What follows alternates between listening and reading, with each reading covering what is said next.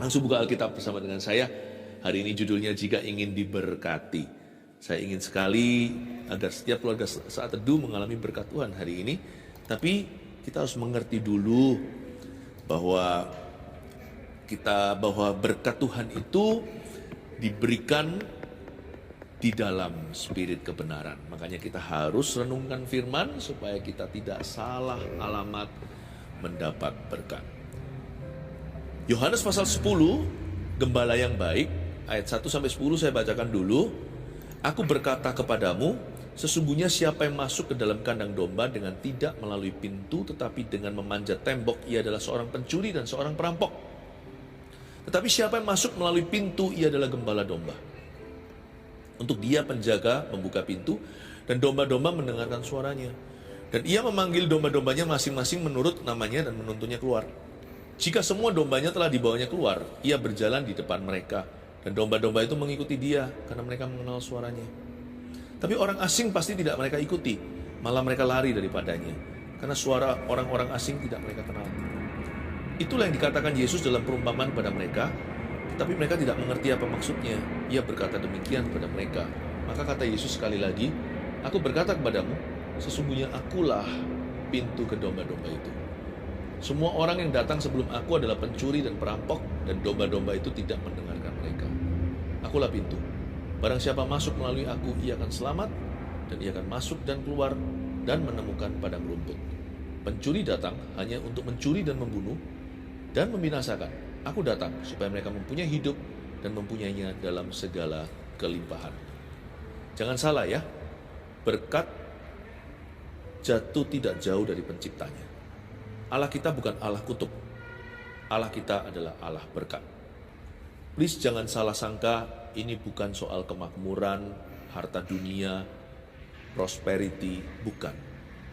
Ini bicara tentang karakter Tuhan. Tuhan itu terang bukan gelap. Allah itu baik. Apapun yang terjadi di hidup kita atau belum terjadi tidak mengubah kebenarannya. Bahwa Tuhan kita itu baik adanya. Bahkan pencobaan bukan datang dari Tuhan. Kesusahan, penderitaan juga bukan dari Tuhan, sekalipun Tuhan bisa izinkan.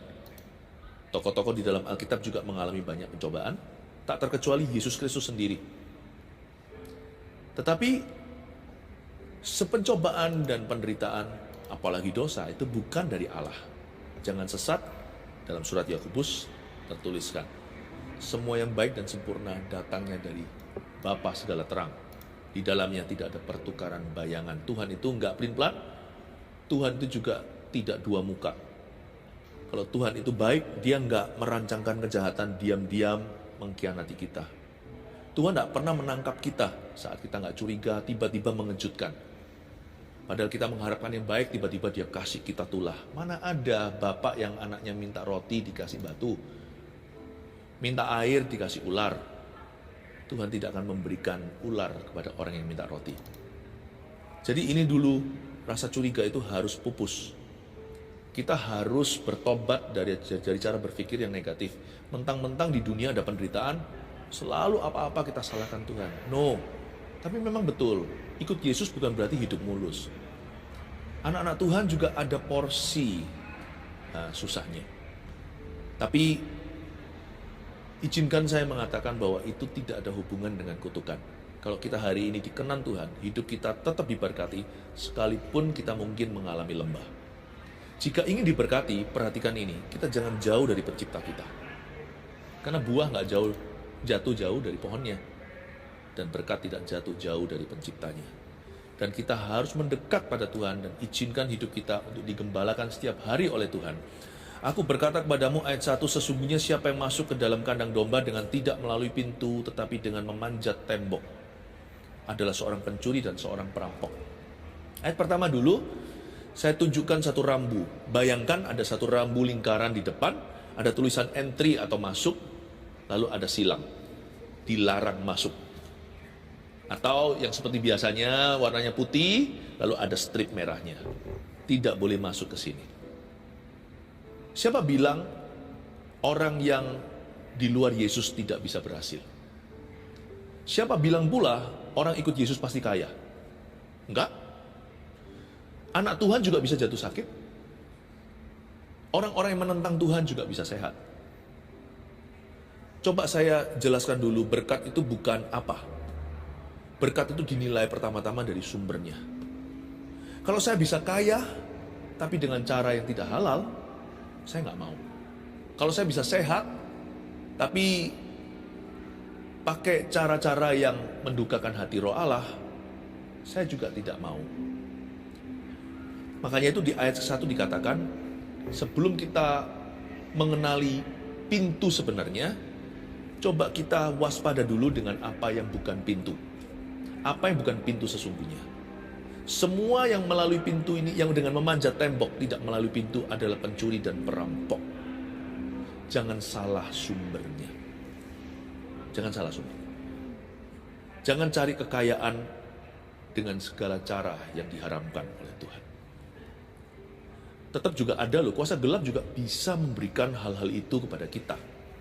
Jangan lupa pada waktu Yesus digoda di padang gurun 40 hari 40 malam, salah satu pencobaan itu setan berkata, kalau kamu mau tunduk sama aku, sujud menyembah, atau bahkan hanya sekedar mengangguk kepala aja, aku sudah puas, kata setan kepada Tuhan. Akan kuberikan semua kekayaan dunia ini kepadamu. Akan kuberikan semua glamornya, sebuah glory, kemuliaan duniawi kepadamu sesaat. Menurut saya setan tidak menawarkan sesuatu yang kosong atau hampa. Dia memang punya ability, meskipun kemampuannya dibatasi. Setan itu masih tinggal di bumi. Tuhan Yesus belum datang kedua kali. Dia masih disebut sebagai penghulu dunia gelap. Dia juga disebut sebagai roh-roh jahat di udara. Dia disebut sebagai kuasa kegelapan, berarti dia punya limited power atau punya kuasa atas diri orang-orang yang berdosa, atas hati yang menentang Tuhan. Setan juga bisa memberikan yang namanya pesugihan. Tidak semua kekayaan itu adalah harta sebagai berkat dari Allah, susah payah tidak menambahinya. No. Kalau Anda bisa mendapatkan kekayaan, tetapi dengan cara menyangkali Tuhan, apalagi menjual tahu Tuhan demi supaya karirnya mengalami promosi, jangan tempuh jalan itu. Sebab itu adalah jalan yang tidak melalui pintu, melainkan memanjat tembok, dan di sana penuh dengan pencuri dan perampok. Jangan jual nyawamu, jangan jual jiwamu kepada setan. Untuk apa? Seperti beberapa selebriti di dunia yang terkenal menjual jiwanya kepada iblis supaya tenar. Jangan lakukan itu. Tidak semua yang kelihatannya bagus itu semuanya dari Tuhan Yesus. Jangan halalkan segala cara. Jangan salah masuk pintu. Jangan lompat tembok. Jangan ketemu pencuri dan perampok. Jangan salah sumbernya. Ada rambu tersebut, jangan masuk. Do not enter. Mendingan saya miskin. Mendingan saya kelaparan. Mendingan saya seperti Lazarus yang mengemis di pintu orang kaya itu.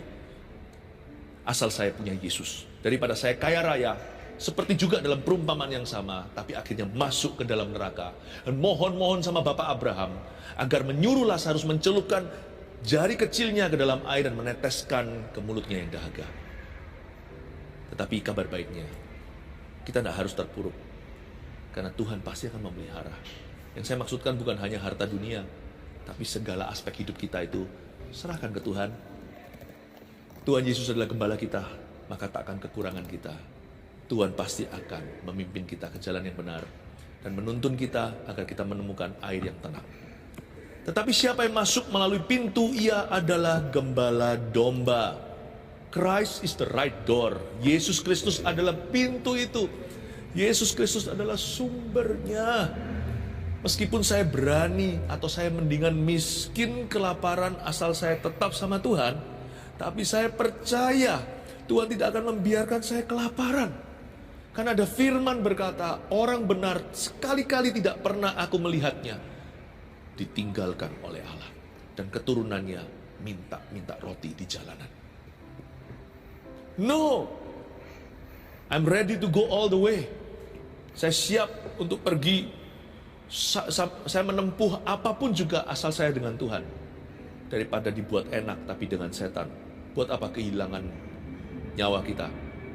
Buat apa kita demi memperoleh dunia kehilangan jiwa kita? Namun demikian Tuhan tidak akan pernah membiarkan kita. Tuhan tidak pernah meninggalkan kita. Tapi siapa yang masuk melalui pintu, inilah pintu yang sah. Dia adalah gembala domba. Kristus adalah sumbernya. Yang dari Tuhan, pokoknya saya mau. Pengkhotbah katakan, jangan maunya yang baik melulu. Nanti kalau Tuhan izinkan ada suatu kesulitan, kita ngamuk sama Tuhan, kita tinggalkan Tuhan. Seolah-olah sama Tuhan itu kontrakan. No.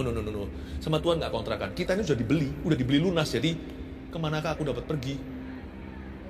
Seperti Petrus katakan, ketika melihat semua rekan-rekannya pergi meninggalkan Tuhan, Tuhan tanya, kamu nggak pergi sekalian? Petrus berkata, Tuhan, Engkau yang memegang firman kehidupan. Kemana aku harus pergi? Betul sekali. Kita itu harus tahu bahwa sama Yesus itu jangan hanya mau terima yang baik. Pengkhotbah katakan, masa kita hanya mau terima yang baik dari Tuhan, bukan yang buruk menurut kita? Harusnya kita mau terima apa aja. Pokoknya, asal sumbernya Yesus, saya mau terima apa aja. Beneran. Saya ngomong gini bukan menantang Tuhan. Semoga nggak dapat masalah. Tapi saya nggak khawatir kok, saya nggak curiga Tuhan kasih saya masalah. Kalau Tuhan izinkan, ya itu memang fakta lapangan. Itu memang namanya realita kehidupan. Asal Tuhan beserta, ya kan? Tapi saya nggak taruh curiga sama Tuhan. Dosa pertama manusia itu bukan dosa mencuri. Mencuri dari pohon kehidupan. Pohon pengetahuan. Bukan. Bahkan bukan membunuh, itu nanti Kain bunuh Habil. Bukan berzina. Dosa pertama manusia itu curiga. Negatif thinking sama Tuhan.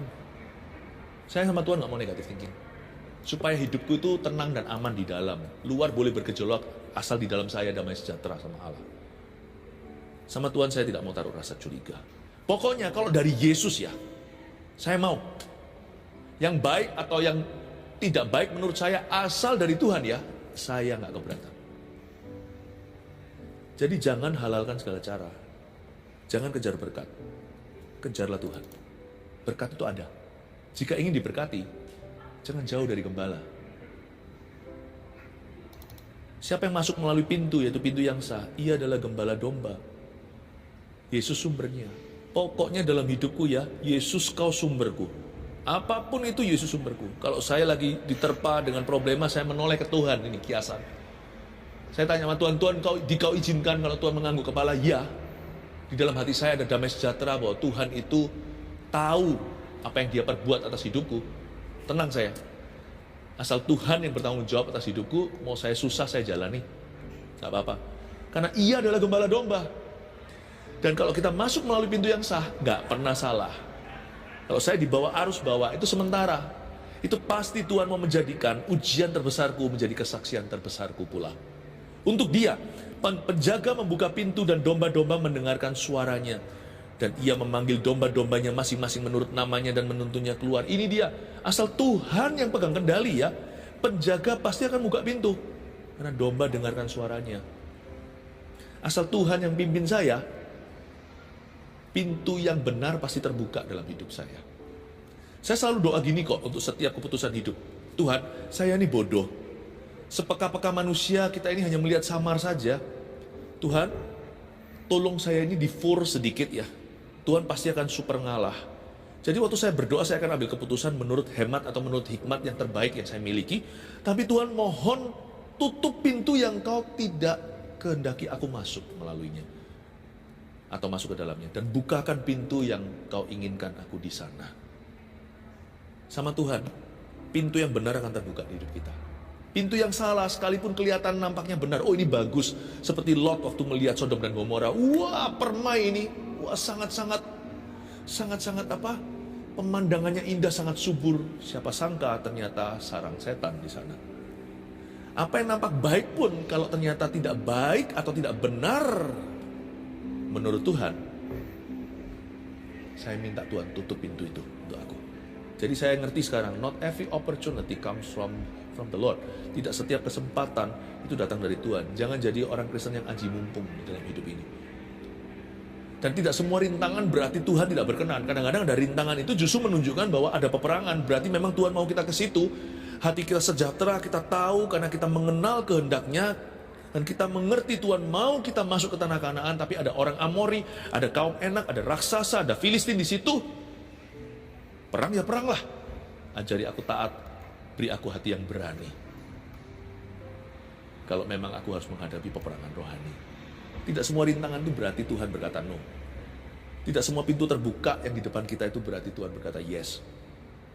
Makanya saya minta sama Tuhan dalam kedaulatannya, tolong buka tutup pintu yang pas untuk hidupku.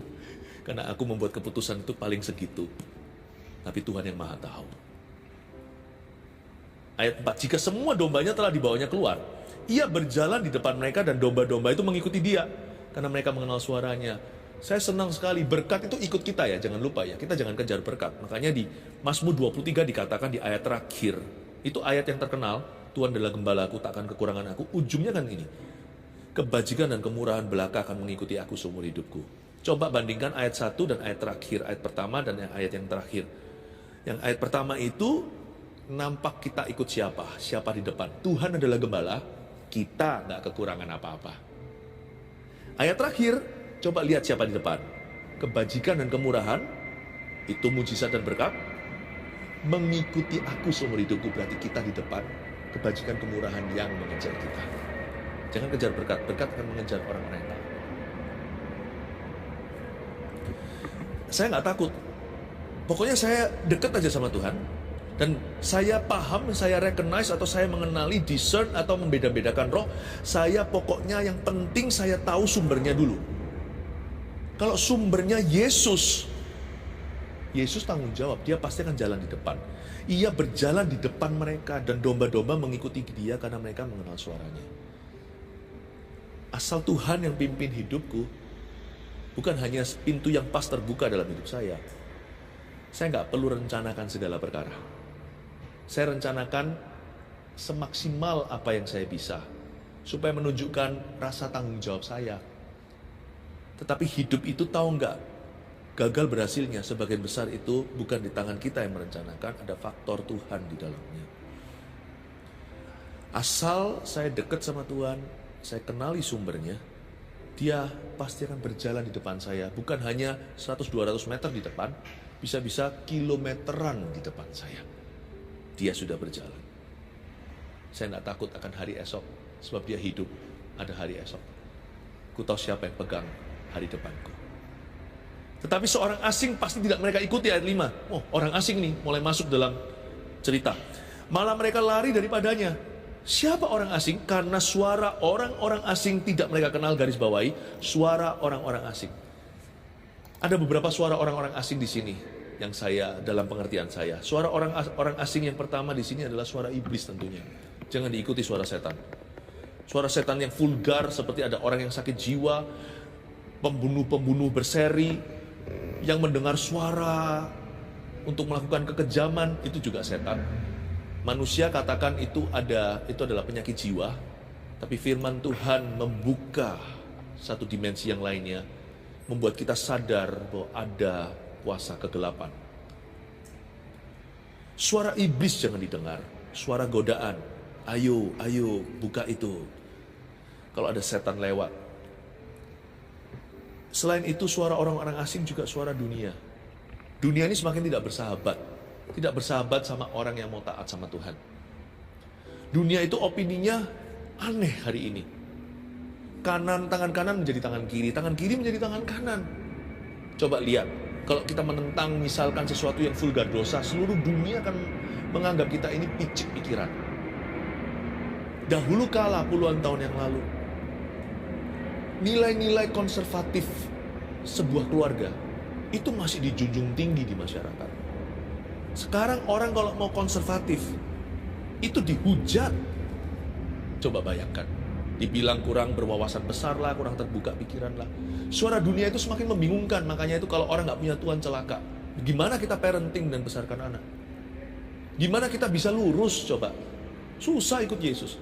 Suara dunia itu adalah suara asing yang harus kita lari daripadanya. Gak usah sok jago lah kalau bisa kita koreksi orang tertentu, tapi paling perlu kita jaga hati. Suara iblis, mereka itu lari daripadanya. Ayat 5 katakan, karena suara orang-orang asing itu tidak mereka kenal, tidak dikenal oleh domba. Ada satu lagi suara orang-orang asing di sini yang tidak asing bagi kita. Mau tahu siapa? Suara diri sendiri. Doa atau tidur? Kalau tidur, kalau waktunya tidur jangan doa. Tapi kalau misalkan waktunya doa, kita kepingin melakukan sesuatu, itu bukan setan, bukan dunia, kita sendirian, tapi keinginan. Aduh, kepingin ini itu. Seperti para rasul ya kan, 3 orang diajak ke Getsemani. Bukannya mereka sembahyang malah bobo. Suara orang asing lainnya yang harus kita hati-hati. Jangan tunduk kepadanya, jangan tunduk pada dirimu sendiri. Tunduklah pada Kristus, lawanlah iblis. Baru mempan, ia akan lari daripada. Karena pikiran manusia itu jahat. Kalau kita mengikuti suara kita sendiri, nanti kita menjadi self-pleaser, menjadi orang yang menyenangkan dirinya sendiri. Nanti jauh dari Tuhan. Suara orang asing tidak mereka kenal, suara kita. Dia harus makin bertambah, ku harus makin berkurang. Nama Yesus saja disembah. Itu dia. Dia harus makin bertambah, ku harus makin berkurang. Itulah yang dikatakan Yesus dalam perumpamaan kepada mereka. Tapi mereka nggak mengerti apa maksudnya. Ia berkata demikian kepada mereka. Semoga penjelasan saya so far sejauh ini membuat Anda lebih mengerti daripada murid Yesus saat itu. Anda diberikan pencerahan, maksud Tuhan apa. Maka kata Yesus sekali lagi, aku berkata kepadamu sesungguhnya akulah pintu ke domba-domba itu. Coba katakan, Yesus adalah pintu. Ya. Nah, pintu itu percuma kalau hanya diliatin. Kok bisa? Kalau kita lihat pintu, kita liatin aja, kita nggak ada di dalam rumah. Misalkan dalam rumah itu ada makanan, kita kelaparan. Kalau kita hanya lihat aja, kita juga nggak makan. Misalnya dalam rumah itu ada papan atau ada tempat tinggal yang mapan. Di situ kita bisa berteduh dari terik matahari atau dari angin malam. Tapi kalau kita hanya liatin aja, kita nggak masuk ke dalamnya. Apa gunanya? Kita tetap kedinginan. Kita masuk angin di luar situ. Hanya karena Yesus adalah pintu, bukan berarti semua orang akan mengalami. Misalkan kalau kita datang dalam sebuah persekutuan atau dalam gereja, orang lain nyanyi pas nyanyi, nyembah pas nyembah. Bedanya nyanyi dan nyembah apa? Waktu kita nyanyi untuk Tuhan itu kita menyembah dari hati, itu bukan nyanyian, itu penyembahan. Dan waktu semua orang lagi nyembah, kita cuma nonton aja, pelototin, lihat-lihat sana sini. Ya kita juga ada di dekat pintu itu, tapi orang lain masuk ke dalam pintu itu. Mereka masuk hadirat Allah, Anda dan saya hanyalah bengong menyaksikannya. Atau mungkin tidak tertarik untuk ikut menyembah. Ikut nyanyi aja nggak mau kadang-kadang kita. Padahal kalau kita nyanyi asal-asalan, nggak dari hati, itu belum termasuk nyembah, sekalipun lagu pujian, itu baru menyanyi. Menyembah itu berarti segenap hati, itu bukan nyanyi, itu berubah dari lagu menjadi komunikasi. Kita belum sampai level nyanyi aja, kita nggak ikut nyanyi. Atau kalau nyanyi asal-asal, kita nggak tertarik masuk pintu. Ya nggak ngalami apa-apa. Nggak ada berkat. Lihat, hidup orang di sebelahmu tadi yang menyembah itu, berubah hidupnya. Tadi hatinya keras, diubahkan sama Tuhan. Tadinya sedih, sekarang bersuka cita. Tadinya gelisah, gundah gulana, sekarang damai sejahtera. Tiba-tiba ketemu Tuhan, dapat solusinya, dapat hikmat. Kita keluar masuk sama aja, nggak ada perubahan. Akulah pintu itu dalam artinya. Akulah pintu itu berarti masuklah. Come in. Masuklah. Bukan hanya itu, nanti saya jelaskan. Bahkan keluarlah. Bukan keluar dari hadirat Allah. Tapi tempat kita meluncur ke pekerjaan, pelayanan atau apa. Itu harusnya ruang doa kita. Harusnya hadirat Allah. Kalau enggak keluar dari pintu itu, Anda tidak menemukan padang rumput hijau dan air tenang. Percayalah. Siapa mengandalkan kekuatan dan koneksi dan kepandaiannya, bahkan uang atau apapun atau posisi kedudukannya, lihat nanti ya, keapesan yang nggak perlu yang terjadi dalam hidupmu. Bukan berarti kalau kita hidup itu dalam Tuhan selalu kita itu beruntung, ya enggak, tapi selalu disertai, kita selalu menang. Itu sudah DNA, lebih dari pemenang. Itu Alkitabiah. Ayat 8.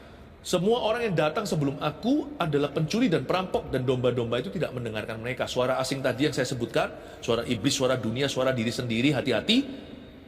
Sebenarnya kalau kita itu mau mengalami Tuhan lebih atau diberkati, kita nggak perlu kok jadi orang seperti siapa yang super peka, yang bisa dengar suara audible. Jangan-jangan kalau orang dengar setiap saat audible tiap hari, mungkin dia nggak jujur, dia mungkin mengada-ngada. Sebab sebagian besar suara Tuhan yang bisa kita rasakan itu suara hati sesuai firman Allah. Jadi sebenarnya rahasia kemenangan kita dan berkat juga itu tidak terletak pada how much of God's voice are you hearing, tapi seberapa jelas atau seberapa banyaknya, seberapa besarnya suara Allah yang Anda dengarkan. No. Tapi seberapa kecilnya suaramu sendiri kau hiraukan. Semua orang yang datang sebelum aku adalah pencuri dan perampok, domba-domba tidak mendengarkan mereka. Kalau kita mau mendengar suara Allah lebih jelas, berhenti dengarkan suaramu sendiri. Kalau kita mau mendengarkan suara Kristus lebih jelas lagi, berhenti dengarkan suara dunia di sekeliling. Kecuali penasihat-penasihat yang Tuhan utus, orang Majus, yang mengingatkan Anda kan firman. Roh Kudus pakai mereka untuk meneguhkan firman yang sudah ada di dalam Alkitab ini.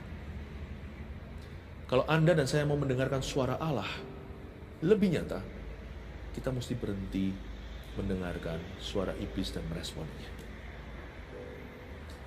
Karena semua itu pencuri perampok sebelum aku dan domba tidak mendengarkan mereka. Dengan tidak mendengarkan mereka, mereka bisa mendengarkan Yesus lebih jelas. Akulah pintu, barang siapa masuk melalui aku, ia akan selamat. Dan ia akan masuk dan keluar dan menemukan padang rumput luar biasa. Ini yang saya maksudkan tadi. Semua berkat ini tersedia bagi orang-orang yang diberkati Tuhan. Lihat ya, pertama ia akan selamat. Gak pernah ya, orang datang ke Tuhan itu dicelakakan, itu gak pernah. Sebab aku tahu rancangan apa yang ada padaku atasmu. Bukan rancangan kecelakaan, tapi rancangan damai sejahtera, memberikan padamu hari depan penuh pengharapan. Ia akan selamat. Lalu ia akan masuk. Coba itu. Masuk melalui pintu itu yang saya jelaskan tadi. Dan ia akan keluar. Saya nggak berani loh tiap hari ke kantor tanpa doa dulu. Karena saya tahu saya mau diluncurkan dari landasan yang tepat. Berkat itu ada alamat. Namanya hadirat. Itu berkat. Dari sanalah berkat. Mazmur 127 nggak usah dibuka. Berkat Tuhan pangkal selamat. Pangkalnya selamat itu berkatnya Allah. Dan keluar dan ia menemukan padang rumput. Pencuri datang hanya untuk mencuri dan membunuh dan membinasakan. Ayat 10, aku datang, kata Yesus, supaya mereka mempunyai hidup, life, dan mempunyainya dalam segala kelimpahan. Kita sering dengar ayat ini, tapi kita salah mengerti yang disebut mempunyai hidup dalam segala kelimpahan. Pikiran kita kalau kelimpahan itu otomatis langsung harta duniawi dan bling-bling dunia. Bukan, itu termasuk Tuhan bisa mencurahkan berkat demikian, tetapi bukan satu-satunya. Mempunyai dalam segala kelimpahan itu tidak melulu bicara tentang kuantitas, tapi jenisnya. Berarti di setiap sektor dan faktor kehidupan kita, Tuhan sediakan kemenangan dan penyertaan serta menjadi kesaksian hidup. Bagaimana Allah itu nyata dalam kehidupan Anda. Segala kelimpahan itu tidak tentu bicara soal kuantiti, tapi tipenya. Tidak ada tipe yang di luar jangkauan Allah. Dengan kata lain, supaya mereka hidup dan memiliki hidup itu in all the godly glories and victories that I have provided. Dalam semua kemenangan dan dalam semua kemuliaan orang-orang benar yang sudah kusediakan bagi mereka, termasuk kuantitasnya. Pertumbuhan itu juga dari Tuhan 30, 60, 100 kali ganda.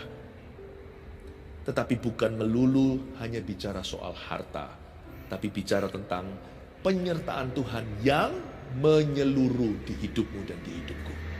Segala kelimpahan.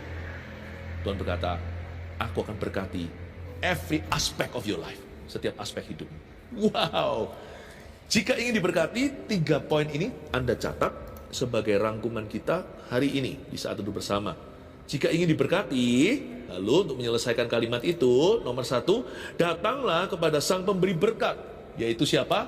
Yesus Kristus. Ya, ingat ya, Anda baca dari sejak zamannya Musa, yang bisa buat mujizat bukan hanya Musa dan tongkatnya. Para ahli-ahli sihir Mesir pun mampu melakukan, tapi mujizat Allah menelan mujizat mereka. Tongkat Musa telan ular yang mereka buat. Tapi kalau mereka hanya orang cari mujizat, gak akan jadikan Yesus satu-satunya. Kalau orang cari berkat. Sebab di luar Yesus orang juga bisa kaya loh. Bisa. Di luar Yesus orang juga bisa berhasil, sukses karirnya. Tapi saya gak mau. Saya mau yang dari Yesus, paling aman. 2, jika ingin diberkati, dengarkanlah suaranya dan patuhilah perintahnya. Udah jelas tadi kan?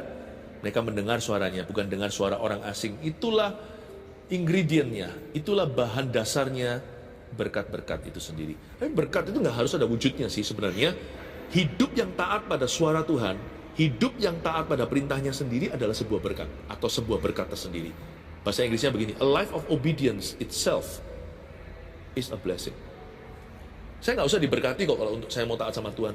Emangnya Tuhan hutang apa sama saya? Bukannya sepatutnya saya balas budi. Saya ini diselamatkan cuma-cuma nggak jadi masuk neraka. Kalau saya bayar sama Tuhan seumur hidup saya taat saja, itu masih nggak cukup untuk masuk ke sorga. Jadi hidup taat sama Tuhan aja itu berkat. Nggak perlu saya diberkati gara-gara taat. Nggak perlu saya diiming-imingi, nggak perlu saya diberikan sesuatu, nggak perlu diberi imbalan, nggak perlu dikasih upah, nggak perlu dikasih balasan. Sungguh nggak perlu kebajikan kemurahan. Mau menderita seumur hidupku pun saya harus taat. Apa saya punya pilihan? Atau mending masuk neraka? Ya nggak mau. Namaku tertulis dalam kitab kehidupan, janganlah bersuka cita karena berkat dan mujizatnya, tapi karena namamu tertulis dalam kitab anak domba. Tapi jika ingin diberkati memang betul. Nomor 2 ini jangan diabaikan. Dengarkanlah suaranya. Dengar suara setan, musibah. Patuhilah perintahnya. Coba nuruti keinginan sendiri, nanti membunuh. Nanti gegabah, nanti emosi, nanti berzina. Terakhir 3. Jika ingin diberkati, ini hati-hati ya. Lawanlah iblis dan segala tipu muslihatnya. Memang ada spiritual warfare soalnya. Itu sudah fakta.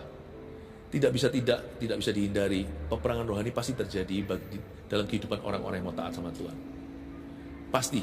Iblis pasti akan menentangmu. Makanya itu hati-hati, larilah dari suara-suara itu, dan pencuri, perampok tadi yang disebut tadi, kalahkan setan dan tipu muslihatnya. Berkat itu datang sendiri, kebajikan kemurahan akan mengejarmu. Saya percaya ketika orang kuat itu diikat, rumahnya menjadi jarahan dalam kehidupan Anda. Dan berkat orang fasik akan dipindahkan kepada orang benar. Berkat dari bangsa-bangsa, dari seberang lautan, akan dipindahkan ke dalam kehidupan umat pilihannya. Keluarga Saat Teduh, God bless you.